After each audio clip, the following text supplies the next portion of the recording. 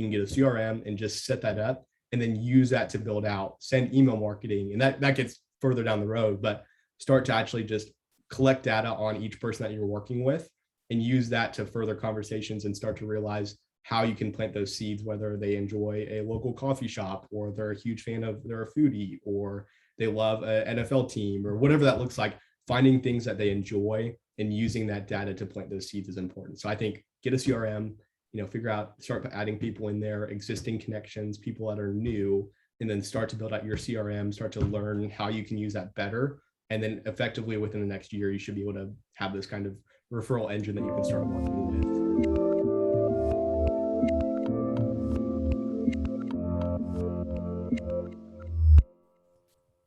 Hey everyone, this is Devin Miller here with another episode of the Inventive Journey. I'm your host, Devin Miller, the serial entrepreneur that's grown several startups into 7- and 8-figure businesses, as well as the founder and CEO of Miller IP Law, where we help startups and small businesses with their patents and trademarks.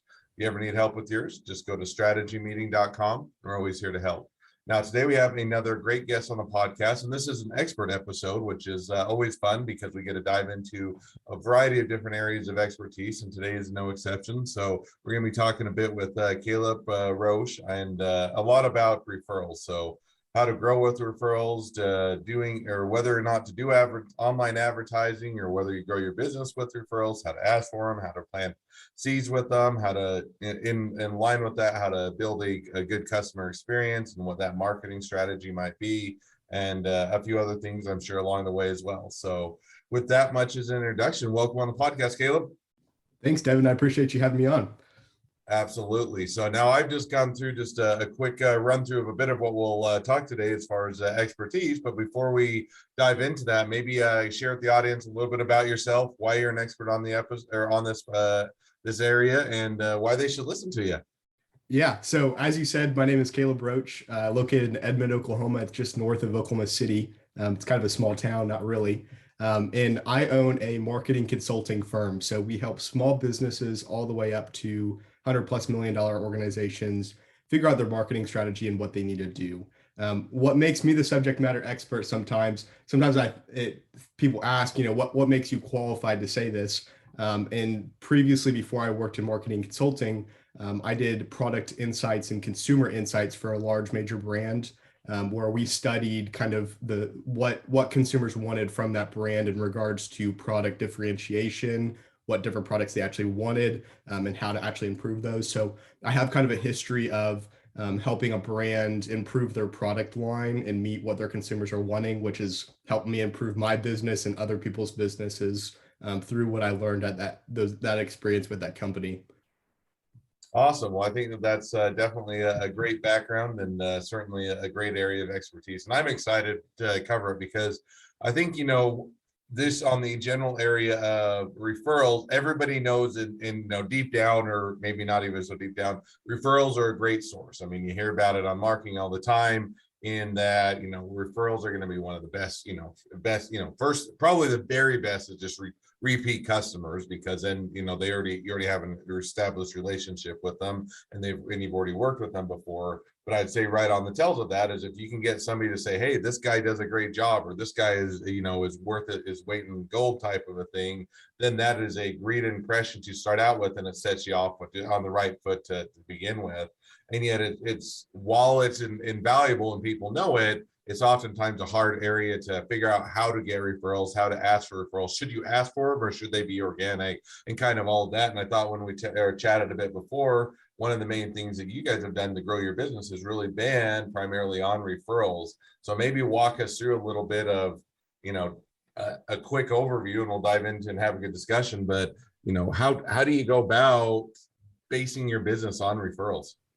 Yeah. And I mean, it's one of those things, like you mentioned, it's definitely cheaper to keep existing customers and gain new customers. And so, if you can build kind of an infrastructure, a system around keeping, customers as you acquire them, and focus on that customer that you acquire before you're even focusing on new client acquisition, is important.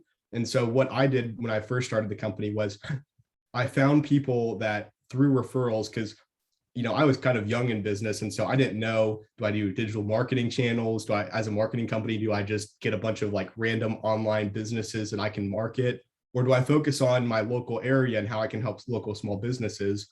And so, to be honest with you, at the very beginning, it definitely wasn't a profitable model in the first year because, a lot of referrals and a lot of building connections with people is giving more than you get. And so you have to keep this mindset of, when I talk to people, I want to provide as much value into their life and their business as possible without expecting something in return or even hinting that I want something in return as well. And so obviously in the long run, you expect that ROI to pay off.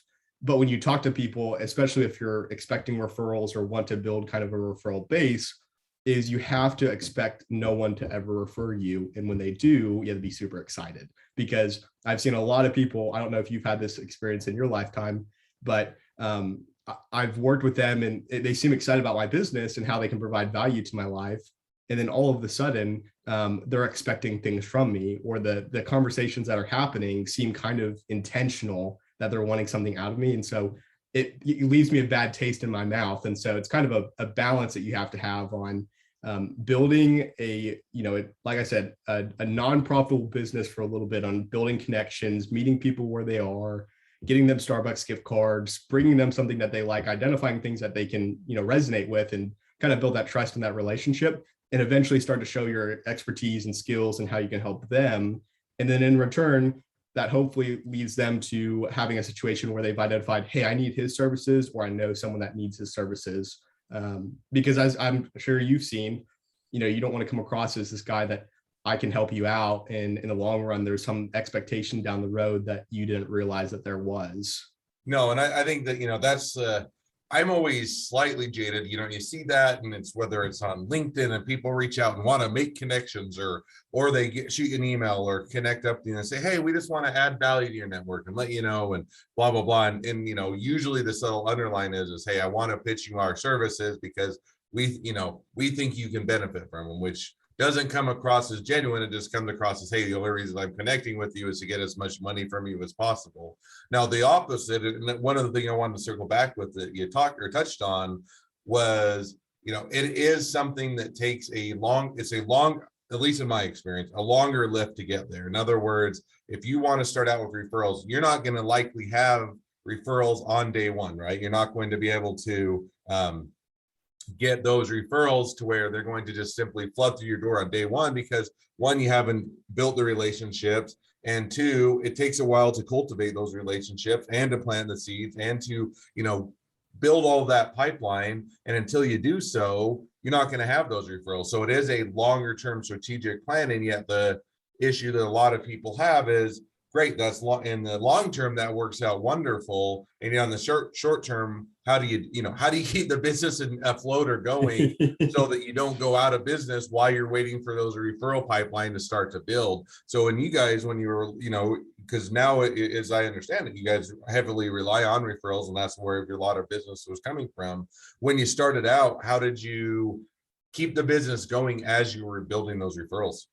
Yeah, no, absolutely. It's definitely a balance, and that's where we, within our business model, we've seen a lot of agencies heavily rely on, advertising models to gather business in, which is a good thing, but then they're not, retaining customers, and it's kind of a, bring in burn out as quick as possible, get as much money.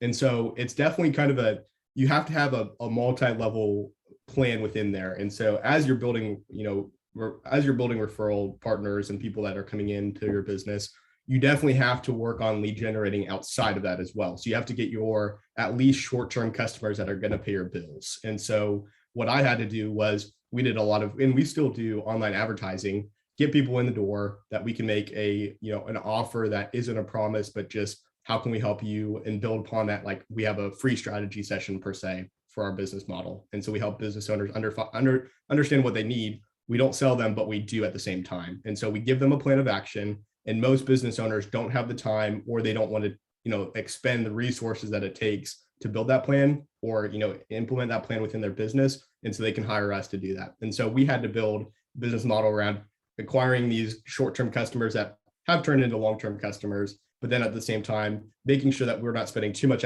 energy on the lead generation side, that we're forgetting our referral partners. So it's kind of a juggling act. You have your referral partners, and you have this, you got to keep the bills paid, and you got to keep, the lights on. And so balancing how much revenue am I coming in this month, how many am I, leads am I generating, and how much new business do I have? But at the same time, how much time am I actually able to spend with my referral partners? Because as you said, it's a long-term relationship. I have people that I've nurtured for a year that are just converting now, and not that there was a time frame associated with that, but here they are a year later, realizing, holy cow, he can provide value to my business, and it's helped them out down the road. But it's not something that you can pressure someone into, or you can't force it down their throat on, this is the value I provide. And so, like you said, it's a balancing act. You got to have the business coming in, but in the long run, like for our business, past 2 years, we've seen the referrals coming in at a much higher rate than we have. And so now we've kind of like lowered our advertising channels, always getting new business off advertising channels, but we're really heavily focusing on putting dollars into referral partners, them like giving them some incentive to refer us, because we've seen it be so profitable from them. So now you just touched on, so a couple or kind of follow-up questions to that. So one is, what would you say, and I'm sure it is industry a bit different depending on the needs, the services you're offering, but at least for you guys, when you were starting to set things up for referrals down the road or in the future, how long was it within your business before you started to see referrals start to come in? I mean, it was a solid 6 months before we actually saw a pretty good ROI on everything we got in. And so, within the first 6 months, we'd get a couple trickle in, but it was still kind of scrambled on people not knowing what exactly you do, or kind of a soft pass. And so that's where we kind of built upon the referral model of making sure, because within referrals, you have to keep a couple of things into account. You've got to keep the referrer updated on the status of that, because they want to know that when they refer you, that you're taking care of the referral. Two, making sure that they're educated on exactly what services you provide, your price points, all of that as much as possible. And three, obviously creating that into a system where it doesn't take as much time off your hands. And so for us, first 6 months was people would refer us, hey, do you do, X? And it was like completely outside of marketing. Do you do like laptop setup? And we're like, no, we're a marketing company, and people associated IT with marketing. So it took us 6 months to tell people we're not an IT company, we're a marketing company, and for them to actually understand that. So it was about 6 months before we started seeing a positive ROI on what we were doing. And then within a year, we got about 25% of our incoming new business to be referrals. And in this past year, it's been about 75%. So over the past 3 years, it's shifted dramatically from a small amount to referrals to heavily. Now, just kind of follow up that out of curiosity. So what were you doing during those first 6 months to plant the seeds? Because just simply making connections, better than nothing, don't get me wrong, but if all you're doing is just simply making connections with individuals, but nothing more, it's difficult to convert them into or for them to refer or even ask for referrals. And it seems like you almost have to kind of plant those seeds along the way, so that because you never know when they're going to have the referral pop up, when they have someone in mind that they're going to say, hey, you should check them out, or someone asks them, do you know this person? So what were you doing to kind of plant those seeds, or kind of prepare the people that are likely to go and give you referrals, so when that opportunity comes up, they're thinking of you? So it's like that, you put it really well put, because it's not something that you can just put them on an auto drip plan and they're going to like convert like crazy. There's I did a lot of handwritten thank you notes, especially after meeting with people. And so, you did a great job after the first podcast. The one thing that I really appreciate about you as a host is you actually sent me a thank you card, and it was handwritten, and that really made a cool thing. And so you resonated in my mind. And so after meeting with people, sending them a handwritten thank you note with some sort of like, it was great meeting you, I love your business model, and not just a generic like, thanks for taking the time to talk, really finding something that you really enjoyed about that person. And then finding ways within the next 6 months that you can strategically bump into them or think of them, top of mind, whether that's, you're by their office and you've got coffee in your hands. What kind of coffee do you like? Or, hey, I've got a Starbucks gift card that I'm not going to use. Would you like one? Or, asking them to go to lunch. And when you go to lunch, not talking about your business and asking them about the different parts of their business, to where they leave that lunch and they're like, we didn't talk anything about Caleb. And I felt like I talked all the time. I want to learn more about his business. And so all of it is just strategic. There's no malice intent behind it, but getting people to feel like you really listen to them, that you are there for them, and you're going to provide this consultative approach to when you listen to their business, that's going to make a huge impact. So obviously industry and by industry, it changes, but the biggest piece is just staying front of mind, finding ways that you can pop into that business owner, find a way that you can call them, check up on them without having your business included, brings that value to where 3 months into that 6 months, they're going to start asking about your business and caring when, you've given. It's like that, is it Gary Vaynerchuk, hook, right, jab? Always provide that value and kind of bring in. And that at that point where they kind of have that realization that, holy cow, I don't know much about his business and he knows everything about my business. That's when the shift happens. And that's when it's like, holy cow, I like this guy. No, and I think that there's definitely a lot to that. And I think that, a lot of what you kind of covered is there's an intentionality. In other words, it doesn't need to be that you simply just say, hey, well, I don't want to be salesy and I don't want to be pushy, which I agree. I don't think that that's the right way, but it does have to be, okay, what are these small touch points or the small seeds I can plant? Maybe it's to say thank you. It's, hey, bumping into them. It's, having a reason to connect up with them that isn't just simply pitching you and your services, but rather is it, feels much more genuine and kind of just builds that relationship. Now, the one thing I'll caveat is the opposite what I've heard, and as I've mentioned multiple times is for listeners on the podcast, is I love to listen to podcasts, and I don't just listen to like law firm podcasts. I also love to listen to other ones that I think have a lot of insight. And one of them is with real estate. And it's called the Real Estate Marketing Dude. And the reason I listen to them is real estate people have to be good at networking and marketing if they're going to stay, because it's a very crowded market. And one of the things that he talks a lot about is, people do need to know what you're doing. Not that don't have to pitch them hard, but he gave kind of the example. And I think he was at a bar or out to dinner with a friend. And, the friend was talking about how he just referred this, and he was obviously the guy was in real estate, but referred this whole sales of a house over to this really hot chick. And then that's his words, not mine, so don't take any offense to it. But it was kind of he just going on about how he was hoping to get a date with her, and it was so great. And then he turned, the guy turned to his friend and says, "I'm in real estate too." And he's like, "Oh yeah, I kind of forgot about you," and that kind of thing. And it was like he didn't, he would have happily referred it over to a friend, but because he didn't ever have it top of mind, he's referring it over to someone he's hoping to get a date with, rather than his friend that he would want to help out with, simply because it wasn't top of mind. So it seems like there is that balance where you have to have some intentionality to where you are top of mind, or that they do think of you when they need that referral, and yet it's not so you're not pitching them and hitting them up so much and trying to hard sell them to the point that they're turned off and say, well, I never would want to use them if that comes up because they drive me nuts, type of a thing. Yeah, and I'm assuming he probably didn't get the date either. I'm assuming so. They never finished that part of the story, so it'll be, I guess, we can just choose our own adventure as far as how you can choose your own point of view. So the one thing that I've learned, and as you probably know, running a very successful business, a lot of it is learning, and so there's no perfect approach that you'll ever figure out. And so for me, I learn better when I have situations because I've had situations like that happen too, where people are like, man, I paid someone like $3,000 to build me a website and it was garbage. And I'm like looking at them like, I build websites, right? And they're like, oh, I thought you just did advertising. Oh, yeah. And they're like, oh yeah. So, you learn situations like that. I think you don't want those like major failures all the time, but I think major failures like that, where you have someone realize and you're like, I was not intentional enough about telling this person my service, kind of teach you like the ways, okay, I was a little too bearish on this. Like I was kind of too timid. So here's how I'm going to change that. And I think it's always changing things because as you probably know, like there's no perfect strategy to how to influence people or how to win people, because people are so different that it's kind of an adjustment game of sometimes some people really prefer you to be more aggressive, and you learn that through that relationship. And some people are like, if you try to sell me, I will never be your friend. And so you have to find like this balance of how do I tailor it and adapt it to each person? And like you said, I mean, it's one of those things that's kind of testing and changing on how do you balance, having situations occur where people refer you and they know what you do, but at the same time,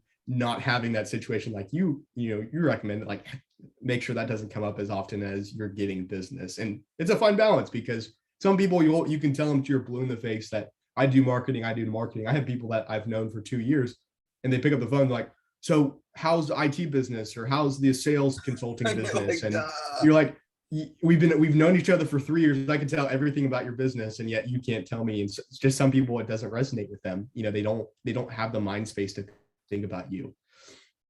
No, and I completely agree. And one of the things that I think that makes it, and what we touched on is it's that kind of consistency. And that's why a lot of times, people will send out, whether it's doing a podcast, they'll send out newsletters, and it's a very soft sell, and you're trying to provide value and you're trying to provide information, and it's that subtle reminder of, hey, I'm in this field, I'm doing these services, while not having to pitch the service. If all you're doing is sending out a newsletter every week saying, hey, we've got this great sale, or come use our services, or here's our prices, absolutely nobody's going to want to pay attention, because they get those, it gets throughout, it gets clumped in with all the other junk emails that they get. But if you're saying, hey, we've got something that's a podcast, it's just something that provides value to you and is helpful, or we've got a newsletter that really provides information that you would be helpful to you, or it's, you provide YouTube videos, or you do TikTok or Instagram, whatever it is, but you're not hard selling, but you're continuing to maintain those relationships and those connections, definitely, I think, adds a lot of value there. So shifting gears just a little bit, kind of, I think, along the lines of referrals, but I think it almost sets up for referrals down the road, which is kind of building a client experience. In other words, if the client doesn't have a good experience with you, they're very unlikely to send a referral your way later on, even if they know about you, because they're saying, oh, that wasn't a good experience. And I get that all the time as lawyers. Lawyers have, most lawyers, law industry in general doesn't have a stellar reputation. Most people don't like lawyers, or they all have their own lawyer joke, and they all have, something to their lawyer story to share. And most of the time it's not favorable. So it is, on the one hand, it's hard to overcome that bias. And on the other hand, if you provide that good experience, it sets a stage for setting yourself apart, because you stick out that much more of having a good experience. And so as you're kind of building that experience in the anticipation, both for referrals and for helping the client in general, any tips or any thoughts or tips on that, on building that client experience? Yeah, so from my perspective, you're going to make a lot of mistakes, and it's always going to be something that you're optimizing. That's something that we're learning still on. There's things that you think will be a great idea, or things that you try to implement, and in theory, it sounds like a great idea, and it turns out terrible, or you can't implement it. So the biggest piece of building a customer experience that I've learned is executing your ideas. And so an idea is only as good as you execute it. And so you can come up with all these great ideas. They're always in your head on how do we make a better customer experience? But the biggest piece of actually having that customer experience positive is actually executing on your ideas. And so something that we've kind of learned is adjusting and executing. So we'll execute an idea like we implemented, a couple months ago. We started doing monthly reports sent to our clients with everything. And so instead of just calling them and saying, hey, here's a rundown of how it's going, or having just kind of an informal phone call, we made it more formal. And here's a report, here's a client portal that you can view all your instant data. And so we started sending those out weekly. And from our team, it became pretty tedious from a cost perspective and a resource standpoint. And so what we did was we cut it down to monthly. Well, of course, some of our clients that were getting it weekly go, where's my weekly report? And so for us, it was identifying, hey, we had to adjust, our execution, because it was interfering with the work that we were able to provide and the level of service. Now, once that happened, that experience went better. But for us, we started seeing that our customer experience was going down because we were putting too much effort into this program that we didn't need for weekly, because in marketing, weekly versus monthly doesn't make a huge difference. If they want to know more weekly, they can call us. And so, but we saw that our experience was lacking because we spent so much time on this weekly thing that we were taking away from the actual customer work. And so for us, it was finding out we needed to adjust on that, and then execute on that, and then adjust continually. So we're changing back to bi-weekly now and looking at what that looks like. And so it's always adjusting and identifying that your customers will always be, there's always, I think Mark Cuban puts it, there's always someone outworking you to get your customers. And so what are you doing to outwork that person? And so you always have to continually look at, how am I providing more value to my clients without, unrealistic value of I'm losing money, or I'm putting way too much work into this for, nothing back. But at the same time, you have to think there's always a newer, better company. And so what are you doing to encourage that customer to stay with you, to appreciate them for them being a client? Because there's a million other businesses just like yours that you might have a little bit of a difference, but they're all basically the same. And then C, it's actually, what are you doing to keep them in as a customer as well? So always improving on the value that you provide, new systems that you can implement. How many times are you actually talking to your customer? How much does it make sense? At the same time, making sure that, the systems and services that you provide are actually tailored around what you want. Because, I've seen this, I don't know if you've seen this in the law world, and you've done an incredible job of like differentiating what business owners need, but identifying products that, not trying to sell products on someone that's they don't need. Because I don't know if you've seen, I'm sure in the law world, it might work a little bit like this, but for the social media, for the marketing world, marketing firms push social media all the time. And so it's like, you need to be on Twitter, LinkedIn, Facebook, Instagram, TikTok, and you need to pay us much money. Well, for a small business starting out, it might be a great idea to try to go viral. That might be a great strategy. But in the long run, paying that money to, for someone to handle all those different channels probably isn't the best idea. I mean, Twitter for a small business, it's there, unless you're a service-based industry that you need a support channel, it's probably not the best channel to put all your energy and money into. And so, building products around what does this person actually need starts that experience better, because then you're not trying to make up a way for that business to continue your service because they're not seeing the ROI from that. But in turn, you're setting them up for success by putting them with the right product or service, setting up the process to where as they interact with your business, you're giving them the best touch points. And the other piece of customer experience that I think is important is when you do make mistakes or you have a hiccup or they're not happy, identifying and apologizing right away is huge. For our business model, we've seen that. We've made a couple mistakes with some clients. And instead of pushing off the burden of, oh my gosh, that was a tech error, I don't know what happened, or because you can do that within most businesses, you can say, oh, X happened, we're so sorry, I don't know how that happened. But actually identifying that we made that mistake, here's what we're doing, remedy it, and then this is what we're going to do to, ensure that this doesn't happen again. That's an important piece too, because a lot of people like to pass the blame and that never goes well. And so all those things, I think, really combine for an incredible customer experience and just learning. Because I mean, I don't know if you read Jim Collins, but Jim Collins has wrote several books on, building a business that lasts and all these companies. And the ones that succeed sometimes struggle, or they sometimes go up and down, but they're always continuing to add that value that people want, not just trying to push out this product or service that they're making money off of. Yeah, no, you hit on a ton of things, I think. And I am a big lover of a lot of the Jim Collins books. I love the Good to Great, and that's definitely an iconic book. And he has a lot of other great ones out there.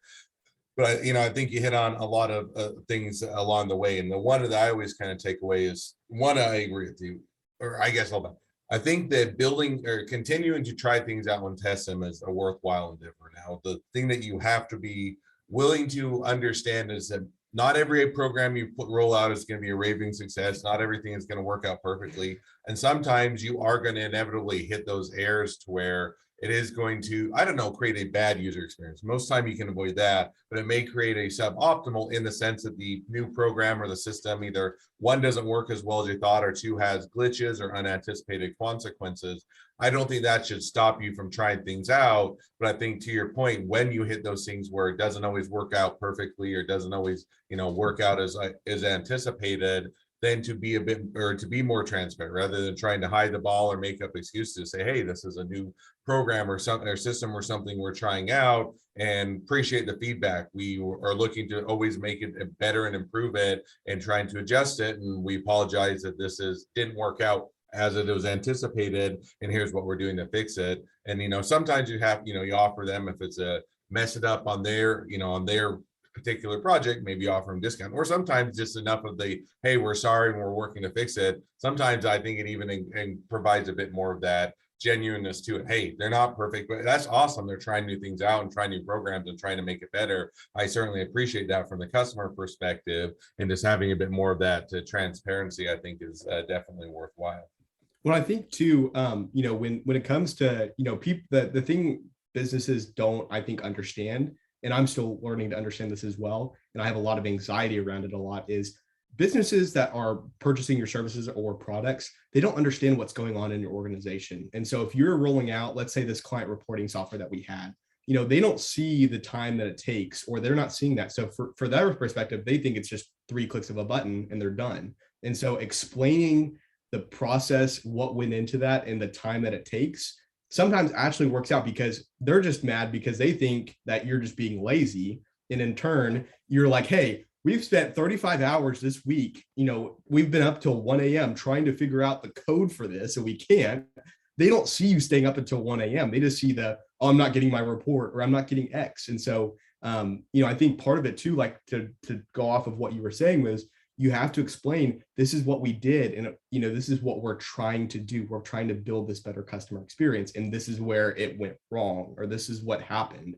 And so explaining your perspective without being like, this is not our fault, is huge, because then it gives them a better perspective of, oh wow, okay, he was spending a lot of time on this. That, sometimes that doesn't happen, but most of the times it does.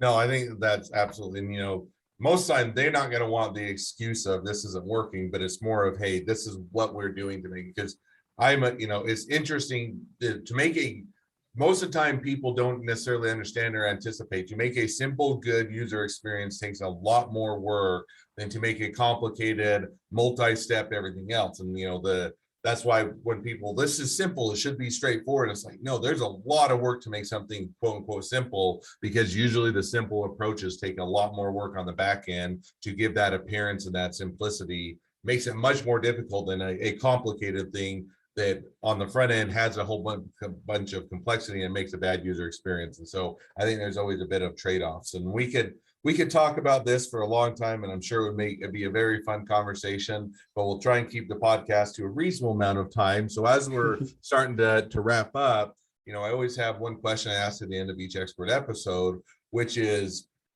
if we talked about a lot of things. We talked about referrals, planting seeds, user experience, and they all kind of go together. But there's a lot of things that people could or should be probably doing as they continue to ramp up their system and continue to build out their referral network. But if they could get started with just one thing today, what kind of one takeaway that they could start to execute on, what would that one thing be?